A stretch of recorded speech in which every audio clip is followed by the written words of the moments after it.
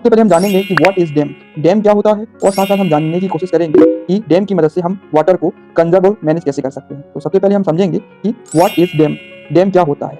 So dam is a barrier across flowing water that obstructs direction or retard the flow often creating a reservoir, lakes or impoundment. मतलब dam एक रुकावट होता है जो कि बहते हुए पानी को रोकता है, जिसकी हेल्प से हम पानी के बहने की दिशा दे सकते हैं और पानी की स्पीड को स्लो कर सकते हैं। सिमिलरली हम डैम की हेल्प से पानी के फ्लो को कंट्रोल और मैनेज कर सकते हैं। जैसे कि आप इस इमेज में देख सकते हैं, आप डैम से कुछ भी फॉर्म कर सकते हैं। जैसे कि आप इसे रिजर्वायर के रूप में भी इसे यूज कर सकते हैं, चाहे तो इसे आप लेक की तरह भी यूज कर सकते हैं और चाहे तो आप इसे इम्पॉर्टमेंट मतलब छोटे तालाब की तरह भी यूज कर सकते हैं। डिपेंड करता है डैम की साइज के ऊपर। तो आया समझ में आपको कि डैम क्या होता है।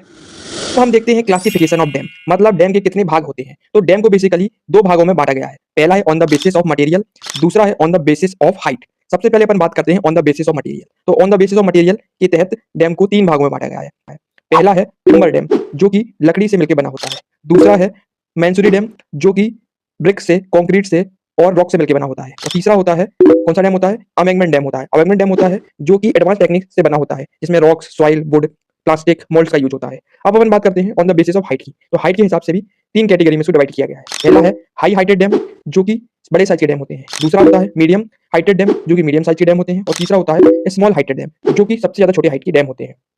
अब हम पढ़ेंगे डिफरेंट यूजेस ऑफ डैम, मतलब डैम के क्या क्या यूज होते हैं। तो ट्रेडिशनली हमने देखा है कि जो डैम होता था वो इतना ज्यादा यूज नहीं होता था पहले के समय में। डैम इसलिए बनाए जाते थे ताकि नदियों के पानी को और वर्षा के पानी को स्टोर किया जा सके और आगे चल के इस पानी को सिंचाई के लिए यूज किया जा सके। लेकिन आज के समय में हमें डैम को अलग अलग पर्पज के लिए यूज करते हैं। हम उसे कई तरह से यूज कर सकते हैं। जैसे हम उसको इलेक्ट्रिसिटी के लिए जनरेट करने के लिए यूज कर सकते हैं, साथ साथ हम उसको इरिगेशन पर्पज के लिए यूज कर सकते हैं, साथ साथ उसको हम डोमेस्टिक और इंडस्ट्रियल यूज के लिए यूज करते हैं, साथ साथ हम उसको फिश ब्रीडिंग मतलब मछली पालन के लिए भी यूज करते हैं डैम का। और साथ साथ हम इसका यूज करते हैं रिक्रिएशन एंड इनलैंड नेविगेशन, मतलब एक देश से दूसरे देश पर निगाह रखने के लिए भी हम नेविगेशन चैनल का यूज करते हैं डैम की मदद से। तो डैम का यूज कई तरह के पर्पज के लिए होता है, इसलिए हम डैम को मल्टीपर्पज प्रोजेक्ट भी कहते हैं। जैसे कि मैं आपको कुछ डैम के एग्जाम्पल देता हूँ।